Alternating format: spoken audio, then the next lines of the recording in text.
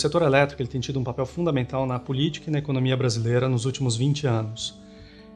E hoje é um momento muito propício para a gente ter uma discussão do funcionamento desse setor e ter um movimento forte de propostas de discussão para novas mudanças estruturais nesse funcionamento do setor. Então a gente tem novos projetos de lei, tem a privatização de distribuidoras e principalmente a privatização da Eletrobras. O setor elétrico tem um funcionamento muito específico, ele funciona de uma maneira centralizada. Então tem um agente central, o agente regulador, que determina quem vai produzir, o quanto cada um vai produzir em cada momento do tempo.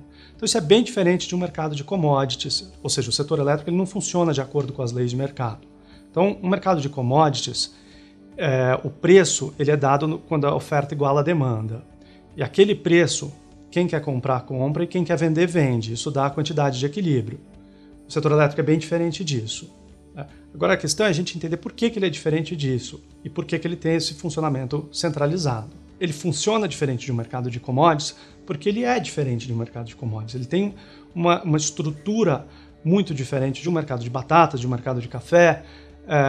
Então, por exemplo, ele é um mercado muito complexo. Do lado da demanda, você tem que os consumidores não reagem a preço instantaneamente, ao contrário de outros bens.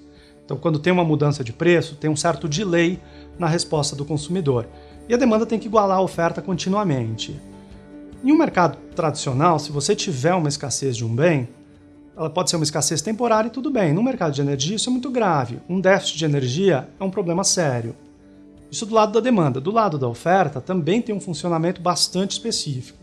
Então você tem um mix de tecnologias, você tem, por exemplo, a produção térmica, que é uma produção segura, então vai te garantir que você não vai ter esse déficit de energia, mas por outro lado, o custo marginal é muito alto. Então o custo para o consumidor seria muito alto. E aí você tem as renováveis, que tem um custo marginal baixo, mas um insumo estocástico. Então você não consegue prever exatamente quando você vai ter à sua disposição energia e quando você não vai ter. E algumas fontes você não consegue armazenar também. Então, por exemplo, a usina eólica, se tiver um excesso de oferta, a energia estiver barata, mas se estiver ventando, você produz. Agora, outras fontes você até consegue armazenar. A usina hidrelétrica, por exemplo, se você tiver um reservatório, você consegue estocar água de um período para outro e fazer um controle, aí, uma otimização intertemporal.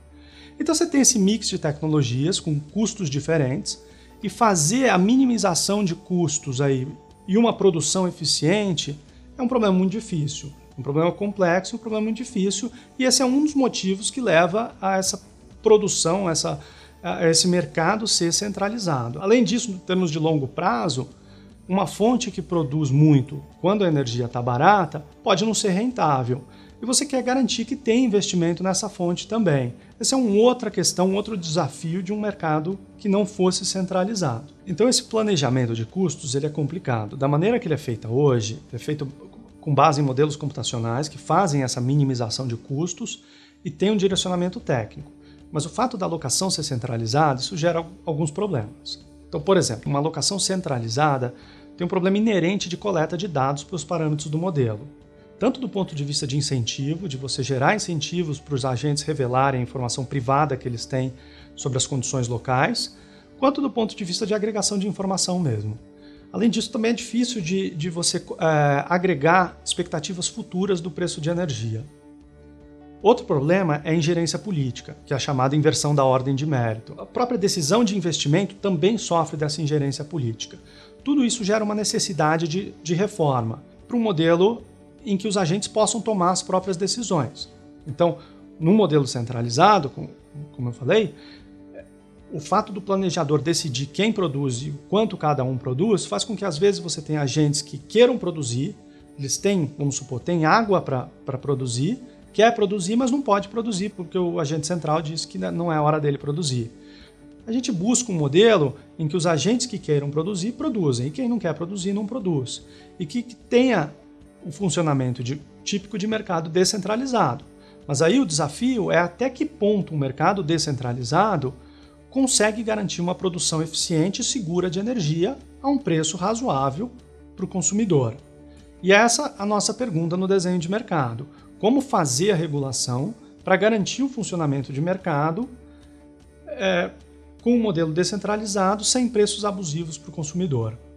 O arranjo ele tem que contemplar dois aspectos. O aspecto de curto prazo, que é você garantir uma produção eficiente a preços razoáveis para os consumidores, e um aspecto de longo prazo. Você tem que garantir que haja incentivos necessários para os investimentos e que você consiga manter uma matriz energética adequada. Acontece que o curto prazo e o longo prazo, eles têm uma conexão. O curto prazo ele vai influenciar o longo prazo. Então esses dois aspectos se conversam.